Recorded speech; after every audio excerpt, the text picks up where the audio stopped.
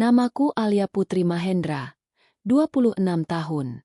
Seorang konten creator yang tengah naik daun di Jakarta, dengan ribuan pengikut yang haus akan konten ekstrim, penuh tantangan, dan, jujur saja, sedikit nekat. Aku tak pernah mengira, demi sekadar naik engagement, aku akan menjejakkan kaki ke tempat yang bahkan disebut warga setempat sebagai rumah sunyi yang tidak ingin diingat siapapun. Segalanya bermula dari satu pesan email dari seorang penggemar misterius, lengkap dengan koordinat dan kalimat menantang. Bisa nggak kamu bertahan hidup 100 jam di kuil Angkara? Tak ada keterangan, tak ada identitas. Hanya lokasi di tengah hutan yang berada tak jauh dari desa Lembayung, sebuah desa terpencil di perbatasan Jawa Tengah. Suasana kota yang ramai berubah drastis begitu aku tiba di desa itu. Sinyal hilang perlahan. Suara klakson dan deru mobil digantikan oleh suara serangga, desir angin di pepohonan, dan keheningan yang terasa terlalu lekat di kulit. Mata orang-orang desa memandangku dengan campuran curiga dan iba, seolah mereka tahu aku datang membawa kutukan untuk diriku sendiri. Salah satu warga desa yang kutemui, seorang wanita tua bernama Maksarti, menatapku lama, sebelum akhirnya berkata dengan suara parau, "Kalau kau dengar suara gamelan tengah malam, jangan sekali-sekali buka mata. Biarin aja, walau suaranya deket banget." Aku tertawa saat itu. Kupikir dia hanya bagian dari atraksi lokal, sedikit bumbu horor untuk menghibur para pengunjung. Tapi saat aku menatap matanya lebih dalam, aku tahu dia tak sedang bercanda. Hari itu, tepat pukul 13 siang, aku mulai tantangan 100 jam sendiri di kuil Angkara. Aku membawa kamera, powerbank, logistik cukup untuk 4 hari, dan sedikit keberanian yang mulai terasa tipis. Pintu kuil tua itu dibuka oleh kepala dusun sendiri, Pak Suyono, yang tak mengucapkan sepatah kata pun. Tangannya bergetar saat memberikan kunci besi usang ke tanganku. "Kalau kamu berubah pikiran belum terlambat," katanya pelan. Aku mengangguk, tersenyum tipis. "Saya akan baik-baik saja, Pak." Tapi bahkan sebelum matahari tenggelam, aku tahu aku salah. Terlalu salah. Kuil Angkara bukan tempat biasa. Udara di dalamnya berat, terlalu dingin untuk ukuran siang, dan terlalu sunyi bahkan untuk tempat terpencil. Seperti sesuatu di dalam sana sedang menahan napas, menunggu aku sendirian. Dan saat matahari benar-benar tenggelam, aku mulai mendengar suara yang tak semestinya ada di tempat seperti ini. Hari pertama, seharusnya menjadi fase adaptasi. Aku menata perlengkapan, memasang kamera di beberapa sudut ruangan, memastikan semuanya terdokumentasi. Ruangan utama kuil dipenuhi debu, patung-patung usang, dan dinding dengan ukiran yang sebagian besar sudah rusak. Tapi yang paling mengganggu bukan itu. Ada satu patung batu, berdiri di tengah ruangan, yang tak henti menatap. Matanya kosong, tapi entah kenapa, saat aku berjalan, aku merasa seperti ditatap dari segala arah. Jam 6 sore, aku memanaskan makanan kaleng dengan kompor portabel. Sambil makan, aku berbicara ke kamera. Hari pertama di kuil Angkara. Sejauh ini tidak ada apa-apa, kecuali perasaan seperti diawasi. Tapi itu mungkin cuma karena tempat ini memang angker, ya. Aku tertawa paksa. Tapi detak jantungku tak pernah benar-benar turun sejak tadi siang. Jam 8 malam. Angin tiba-tiba berhenti.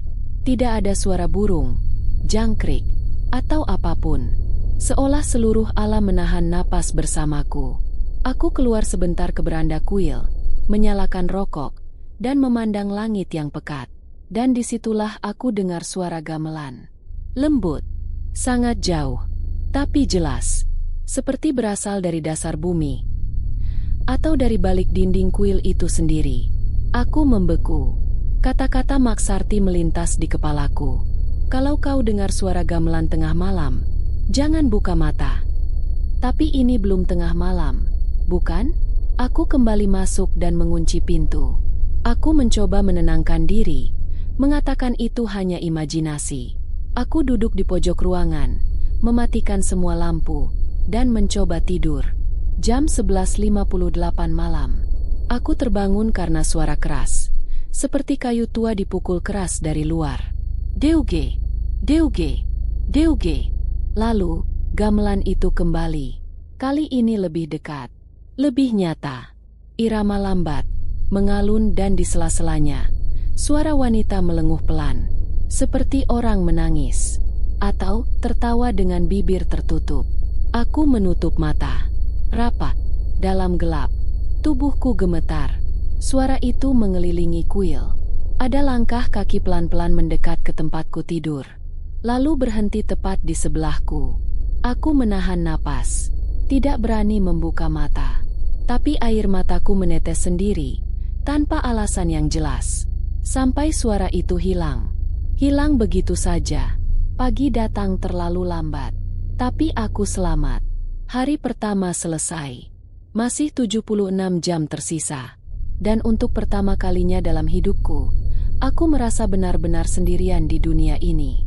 Hari kedua, aku bangun dengan kepala berat dan perasaan seperti baru saja lari maraton. Kamera masih menyala, tapi salah satu kameraku yang mengarah ke patung tengah mati total. Anehnya, baterainya seharusnya masih penuh. Aku menyalakan ulang. Saat ku periksa rekamannya, detak jantungku melonjak. Pada pukul 00.17, kamera menangkap sesuatu. Bayangan cepat melintas di belakangku, seperti wanita berbaju panjang, berjalan dengan kaki tak menyentuh tanah. Tapi yang paling mengerikan adalah patung batu di tengah kuil bergerak sedikit, hanya beberapa sentimeter, tapi cukup untuk terlihat. Aku menonton ulang 3 kali. Itu bukan ilusi, itu bukan kamera error. Patung itu kini menghadap ke arah pintu keluar. Aku mencoba membujuk diriku sendiri. Ini bisa jadi tipuan cahaya, mungkin hembusan angin. Tapi tak ada jendela terbuka. Dan patung seberat itu mustahil bergeser tanpa tenaga luar biasa. Aku merasa tubuhku mulai lemah. Bukan karena takut, tapi karena seperti ada sesuatu yang menyerap energiku sedikit demi sedikit. Siang itu, aku pergi ke bagian belakang kuil, sebuah ruangan kecil yang belum kusentuh sejak tiba. Ruangan itu terkunci semula. Tapi sekarang, entah kenapa, terbuka sedikit, seperti mengundang. Di dalamnya gelap, hanya ada satu lilin usang di pojok dan lukisan besar tergantung di dinding. Lukisan itu menggambarkan seorang wanita duduk bersila di tengah panggung, dikelilingi orang-orang bersorban putih. Tapi matanya hitam seluruhnya, dan senyumnya seperti robekan luka di wajah. Ada tulisan kuno di bawah lukisan, samar terbakar di ujungnya. Aku mengabadikannya, berpikir untuk mencari artinya nanti. Saat aku melangkah mundur untuk keluar dari ruangan, aku tersandung sesuatu. Sebuah buku tua, dengan sampul kayu. Di halaman pertama, hanya tertulis, yang masuk dengan niat mencari, akan pulang dengan kehilangan. Saat aku menutup buku itu, angin berhembus dari dalam ruangan. Lilin padam.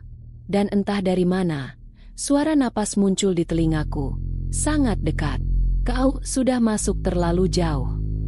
Aku berbalik, tapi ruangan kosong. Aku berlari keluar dan menutup pintunya rapat. Napasku memburu. Kuil ini bukan hanya tua, ia hidup, dan ia tidak suka diganggu. Malam itu aku duduk di sudut kuil, tak tidur. Cahaya lampu menggantung yang kubawa mulai redup. Sinyal HP tetap hilang, dan patung itu kini menghadap langsung ke tempatku duduk. Aku mulai percaya, ada sesuatu yang menantiku di sini. Sesuatu yang tidak ingin aku keluar hidup-hidup. Hari ketiga. Seharusnya ini berarti aku sudah melewati separuh waktu. Tapi saat kulirik jam tanganku, aku terdiam. Jarum jam berhenti di pukul 29. Padahal aku yakin betul, semalam aku melihatnya tetap berjalan. Aku mengambil HP untuk mengecek waktu. Tanggal di layar, 7 Mei 1995. Ini pasti error. Aku restart ponsel. Tapi saat menyala kembali, tidak ada sinyal, tidak ada jaringan, dan tanggal tetap sama. 7 Mei 1995. Tepat 30 tahun lalu. Dan di layar utama, satu notifikasi muncul meskipun seharusnya offline. Kau bukan yang pertama. Dadaku terasa sesak. Aku keluar dari ruangan utama, mencoba mencari udara. Tapi langkah kakiku terhenti saat melihat jejak kaki, kecil, basah, dan mengarah ke dalam. Jejak kaki anak-anak. Aku mengikuti jejak itu, melewati lorong sempit yang kemarin tidak ada. Dindingnya lembab, dipenuhi coretan aneh.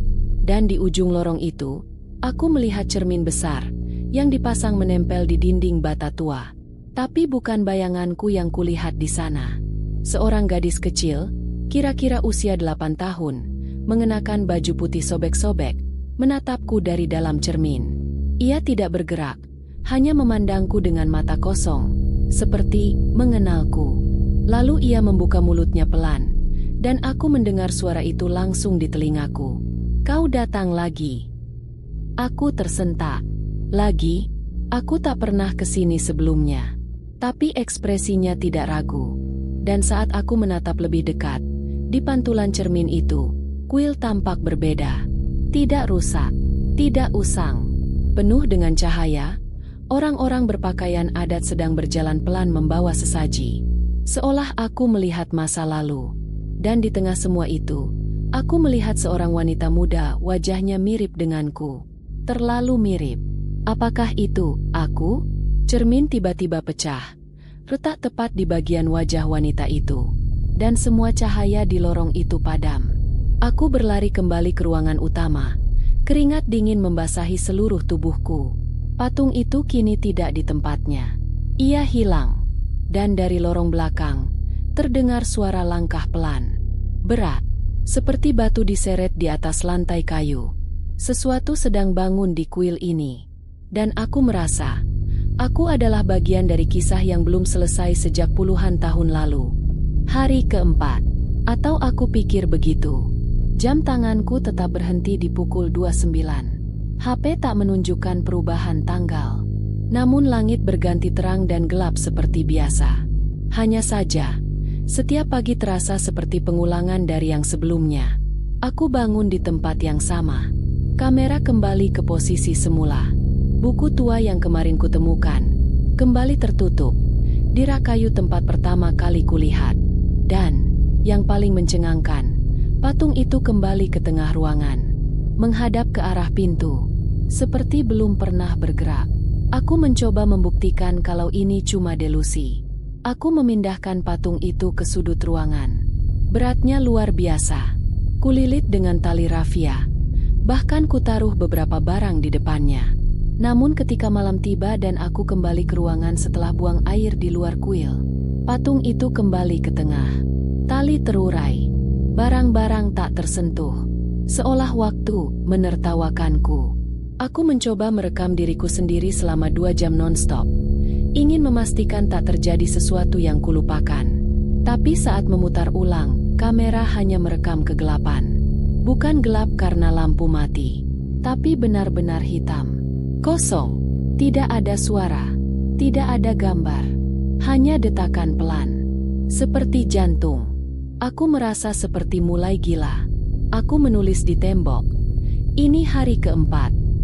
Besok aku ingin tahu apakah tulisan itu masih ada. Tapi yang benar-benar menghancurkan diriku adalah sore itu. Saat aku duduk termenung di depan cermin retak, seseorang berbicara pelan di belakangku. Kalau kamu mati di sini, kamu akan hidup selamanya. Aku membalikkan badan cepat.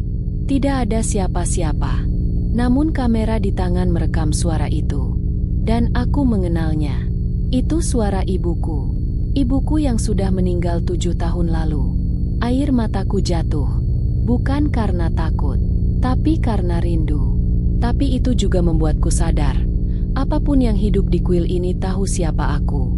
Tahu luka-lukaku. Dan ia sedang menggunakannya untuk menghancurkan pikiranku perlahan. Aku berdiri, mengambil senter dan kamera. Aku tak bisa hanya menunggu. Aku harus masuk lebih dalam. Mencari jawaban. Karena jika tidak, aku akan hilang akal sebelum waktu 100 jam itu selesai. Hari kelima, atau itulah yang ingin aku yakini. Tulisan di dinding yang kutoreh kemarin dengan arang sudah tidak ada. Bahkan tembok tempat aku menulisnya pun Berubah. Bukan tembok kayu lagi, melainkan dinding batu berlumut yang tak pernah kulihat sebelumnya. Kuil ini berubah. Seolah-olah ia bernafas dan menyesuaikan bentuknya sesuai pikiranku. Atau, sesuai traumaku. Aku mulai menyusuri lorong-lorong baru yang kemarin tak ada. Mereka muncul begitu saja. Seperti dibuka hanya untukku. Di ujung salah satu lorong, aku menemukan sebuah ruangan bundar dengan lantai batu dan lentera gantung yang menyala sendiri. Di tengah ruangan itu, ada kursi rotan tua. Dan di atas kursi itu, boneka berwajah rusak. Matanya tinggal satu. Tapi yang mengerikan adalah, aku mengenal boneka itu. Itu boneka masa kecilku, yang dulu terbakar bersama rumah nenekku saat aku berumur 10 tahun. Aku mundur. Tanganku gemetar. Kamera di genggamanku bergetar pula, padahal tak ada angin. Dan kemudian suara muncul dari dalam boneka itu. Main lagi ya? Itu suara kecil. Suara anak-anak. Tapi bukan suaraku. Suara itu familiar tapi asing. Seperti kenangan yang bukan milikku. Kemudian muncul cahaya dari dinding. Proyeksi bayangan. Seolah kuil memutar ingatan seseorang. Aku melihat seorang gadis kecil diseret oleh dua pria dewasa ke dalam ruangan. Seperti yang sedang aku pijaki. Ia menjerit, meronta. Tapi pintu ditutup. Kemudian semuanya gelap. Aku tersungkur. Nafas memburu. Apakah tempat ini pernah menjadi lokasi penyiksaan? Tiba-tiba lantai berguncang, dan pintu di belakangku tertutup sendiri. Suara-suara mulai berdengung. Suara anak-anak menangis. Suara perempuan menyanyi nyaring tapi nadanya sumbang. Dan di tengah semuanya, aku melihat cermin lain di pojok ruangan. Cermin bulat dengan bingkai emas retak. Saat aku menatap ke dalamnya, aku melihat sesuatu yang membuatku nyaris muntah. Diriku sendiri, tapi lebih tua, lebih kurus, mataku kosong, dan mulutku terkunci dengan benang hitam. Refleksi itu mengangkat tangan dan menunjuk ke belakangku. Aku berbalik pelan. Patung batu itu kini ada di ruangan yang sama. Padahal aku sudah menguncinya di aula utama. Ia kini memegang sesuatu di tangannya. Kalung ibuku, yang kubakar saat pemakamannya, sebagai ritual perpisahan. Aku menjerit, berlari menabrak pintu, menendangnya. Pintu terbuka sendiri dengan dentuman keras. Aku jatuh, tersungkur ke lantai kuil utama. Nafas terengah-engah. Dan saat aku menoleh ke belakang, ruangan bundar itu tak ada. Seolah tak pernah ada. Tak ada lorong. Tak ada cermin. Tak ada boneka. Tapi kalung ibuku kini ada di genggamanku. Dingin dan berdebu. Aku mulai sadar, kuil ini bukan sekadar tempat kutukan. Ia adalah ruang waktu. Ia menyimpan ingatan, trauma, dan kesalahan, baik milikku maupun milik mereka yang pernah terjebak di sini. Dan sekarang, aku tidak yakin apakah waktu 100 jam itu masih berjalan, atau aku hanya sedang mengulang hidup yang bukan hidupku. Narasi. Aku terbangun dalam gelap. Bukan gelap seperti malam, tapi gelap yang pekat. Seperti dunia berhenti bernafas. Tidak ada sinar matahari menyusup dari celah jendela kuil. Tidak ada suara jangkrik. Tidak ada hembusan angin. Semua diam. Semuanya mati. Aku mencoba menyalakan senter, tapi tidak menyala. Kamera tak bisa merekam. HP tetap menunjukkan tanggal yang sama, 7 Mei 1995. Aku keluar dari ruangan utama, berjalan perlahan menggunakan tangan untuk meraba dinding. Setiap langkah terasa lebih berat, seolah-olah tanah mencoba menahanku agar tak melangkah lebih jauh. Lalu aku menyadari sesuatu. Waktu telah berhenti. Bukan hanya jam tanganku, tapi semua waktu. Burung-burung yang biasanya beterbangan di pepohonan tak terdengar. Bahkan detak jantungku terasa tertahan. Aku menemukan lorong baru. Kali ini lorong itu menurun seperti spiral batu menuju bawah tanah. Dan di ujungnya, ruangan upacara. Ada 5 patung batu besar melingkari altar di tengah. Semuanya memiliki wajah yang rusak, seperti dilubangi dengan sengaja. Dan di altar itu, aku melihat diriku sendiri. Bukan refleksi, Tapi benar-benar tubuhku sendiri, terbaring tak bergerak. Mataku tertutup, tubuhku mengenakan pakaian adat kuno, dan di dadaku, kalung ibuku.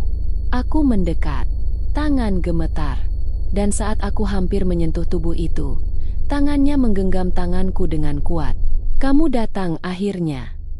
Aku menjerit, berusaha melepaskan genggaman itu, tapi tubuhku yang terbaring itu membuka matanya. Mataku sendiri, tapi bukan aku. Ia bicara pelan tapi penuh tekanan. Sekarang giliranmu menggantikanku. 100 jam sudah cukup. Jangan ulangi kesalahan yang sama seperti aku. Siapa kamu? Aku berteriak. Ia menjawab dengan senyum tipis. Aku kamu. 30 tahun yang lalu. Langit-langit ruangan bergetar. Patung-patung batu mulai pecah satu persatu. Dinding retak. Suara tawa anak-anak menggema. Jeritan menyatu menjadi satu dengungan panjang. Kuil ini runtuh. Waktunya berakhir. Aku berlari naik ke atas, melawan tanah yang mulai retak dan lorong yang tertutup. Darah mengalir dari pelipisku. Tapi aku terus memaksa. Terus menolak takdir itu. Dan saat aku mencapai pintu kuil, cahaya masuk. Matahari. Suara burung. Detak jantungku kembali terasa. Dunia hidup lagi. Aku terhuyung keluar. Nafas tersengal. Di kejauhan, mobil tim dokumentasi yang beberapa hari lalu mengantarku kembali terlihat. Tapi saat aku melambai ke arah mereka, tak ada satupun yang menoleh. Aku menyadari satu hal. Tubuhku ada di luar. Tapi sebagian diriku masih tertinggal di dalam. Mereka memanggil namaku. Aku melihat tim dokumentasi melambaikan tangan, wajah-wajah lega, kamera mengarah padaku. Seseorang berteriak, "Kita dapat cuplikan akhirnya." Dia keluar hidup-hidup. Tapi dunia terasa jauh. Suara mereka seperti melalui air. Kakiku menginjak rumput di luar kuil, tapi jiwaku masih setengah tertinggal di dalam. Mereka menyalamiku, menepuk bahu, tapi tidak ada sentuhan yang terasa nyata. Kemudian aku melihatnya. Aku berdiri di depan kuil. Jakku, gerakanku, tapi ekspresinya kosong. Matanya menatap jauh ke dalam. Tak ada yang melihatnya kecuali aku. Dan ketika aku menoleh lagi, dia telah hilang. Digantikan oleh bayangan patung yang menjulang tinggi di dalam kuil yang perlahan menutup sendirinya. Seperti tak pernah terbuka. Kami kembali ke kota. Aku diam selama perjalanan. Tak ada yang tahu apa yang benar-benar terjadi di dalam. Tim mengira aku hanya berakting. Mereka mengira aku hanya terlalu dalam metode survivalku. Kau bisa jadi viral. Ini gila. Kita punya footage luar biasa, kata produser sambil tertawa puas. Tapi aku hanya menatap kamera yang kubawa keluar dari kuil. Filenya kosong. Semua rekaman hilang. Kecuali satu file yang bernama Last_Record Move. Aku memutarnya. Cuplikan itu bukan aku yang merekam, tapi seperti kamera dipasang diam-diam, menunjukkan seseorang tidur di lantai batu. Orang itu adalah aku. Tiba-tiba, seseorang muncul dalam frame. Wajahnya rusak, seperti patung yang retak. Ia berbisik ke kamera. Waktumu belum selesai. Kuil tidak pernah melepaskan apa yang telah ia miliki. Aku menjatuhkan kamera. Tangan gemetar. Suara di kepalaku berdengung. Malam itu aku bermimpi buruk. Dalam mimpi, aku berada di dalam kuil lagi.